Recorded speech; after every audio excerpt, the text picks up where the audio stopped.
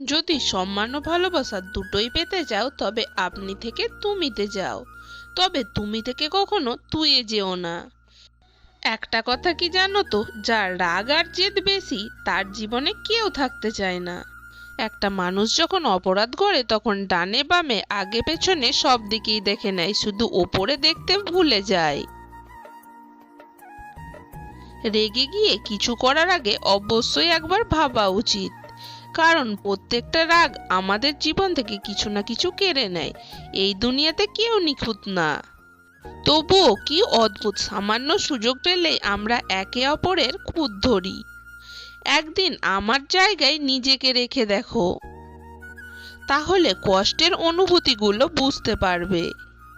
যাকে পাওয়ার অপেক্ষায় আছে মন, তাহার হৃদয়ে হয়তো বাস করে অন্যজন।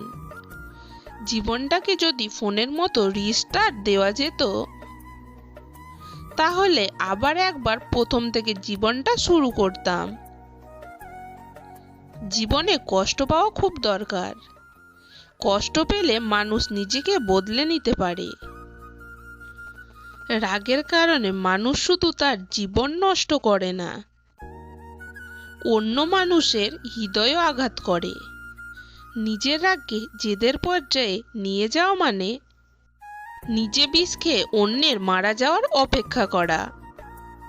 সবকিছুতেই খুব বেশি জেদ আর রাগ ভালো না, কারণ এই দুটি জিনিস আপনাকে আপনার জীবনের সব থেকে কাছের মানুষগুলো থেকে আলাদা করে দেয়।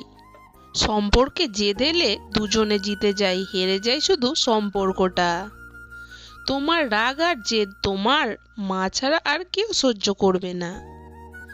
আপনি যদি সম্মান পেতে চান তবে আপনাকে রাগ করা বন্ধ করতে হবে, কারণ মানুষ রাগান্বিত ব্যক্তিকে ভয় পায় কিন্তু তাকে কখনোই সম্মান করে না।